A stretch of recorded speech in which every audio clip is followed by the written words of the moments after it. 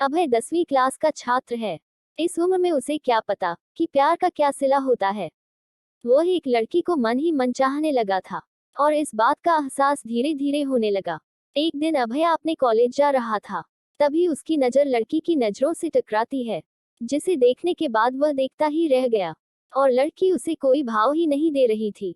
फिर भी अभय उसके उसके पीछे पीछे घर तक जाता था, लेकिन लड़की का दिल पिघल नहीं रहा था। अभय उसको देखने के लिए उसके स्कूल के सामने डेली खड़ा रहता था। यह अभय का डेली का काम हो गया था। 6 महीने देखते देखते ही बीत गए, लेकिन उसे कोई रिस्पांस नहीं मिला। फिर अभय उसके कॉलेज जाना बंद कर दिया।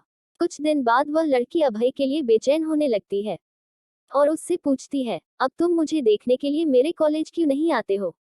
तो अभय ने उससे कहा, इतने दिन से आपके चक्कर में आता हूँ, आप देखना तक पसंद नहीं करती हो, तभी से तुम्हारे कॉलेज आना भी छोड़ दिया।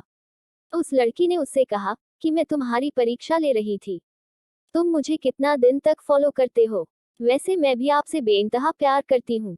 फिर अभय ने उस लड़की का नाम पूछा, तो लड़की ने अपना नाम सोनिया बताया।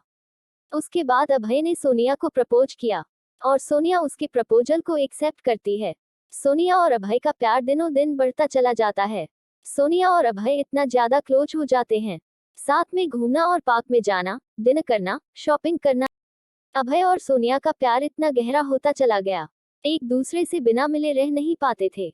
जितना प्यार गहरा होता गया, ये प्रेमी जोड़े समाज की नजर में आते गए।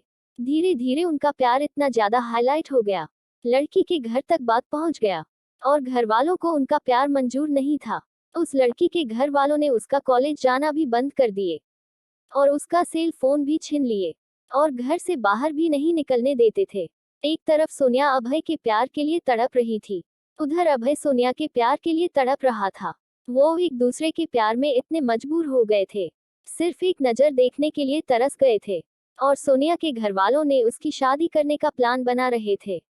और जब यह बात सोनिया को पता चलती है, सोनिया शादी से डायरेक्ट मना करती है और वो कहती है कि मैं शादी सिर्फ अभय से ही करूंगी, नहीं तो मैं अपनी जान दे दूंगी। यह बात सुनकर भी घर वालों को कोई फर्क नहीं पड़ा, उसे मारने पीटने लगे और धमकाने लगे और अभय को मरने की धमकी दिए। तो इस कारण से शादी से राजी तो हो गई, लेकिन उसके दिलो दिमाग में अभय ही था। उसके बाद सोनिया ने अभय को एक लेटर लिखा जिसमें लिखा था, मेरे प्रिय अभय, मैं आपको छोड़ना तो नहीं चाहती, पर क्या करूं, छोड़ना पड़ रहा है। हम पहले किसी से प्यार नहीं किए थे और पहली बार आपसे प्यार हुआ था। मैं आपको आज से नहीं, बहुत दिन से चाहती थी। कॉलेज तो एक बहाना था, मैं तो सिर्फ आपको देखने के लिए आती थी।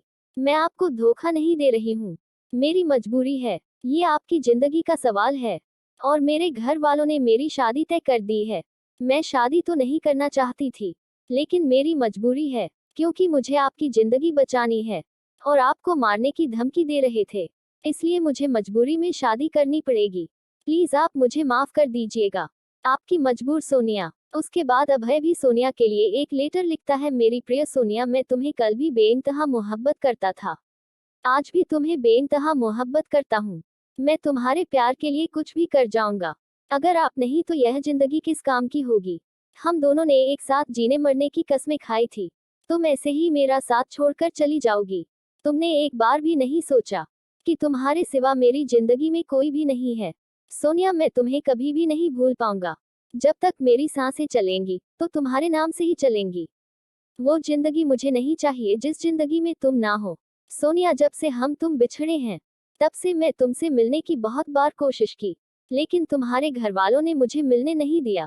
सोनिया, मुझे लगता है कि मेरी जिंदगी में खुशी लिखी ही नहीं है, मेरी जिंदगी में तो सिर्फ आंसू ही आंसू लिखी हैं। अगर तुम मुझे नहीं मिली तो मुझे यह जिंदगी भी नहीं चाहिए और तुम्हारी खुशी जिसमें हो उसमें मेरी भी खुशी है। यह मेरा आखिरी लेटर है। और सोनिया उसका लेटर रो रो कर पढ़ रही थी और उसी दिन उसकी शादी भी थी। सोनिया को अभय से जुदाई बर्दाश्त नहीं हुई, इसलिए सोनिया ने शादी से पहले ही जहर खा लेती है, जिसके कारण उसकी मौत हो जाती है और यह सूचना अभय तक पहुंचती है। अभय उसकी मौत का सदमा बर्दाश्त नहीं कर पाता है, जिसके कारण वह भी अपनी जान दे देता है। सच्चे प्यार का अधूरा अंत हो जाता है। ऐसे में प्यार करते हो तो जान देने से बेहतर है निभाना सीखो।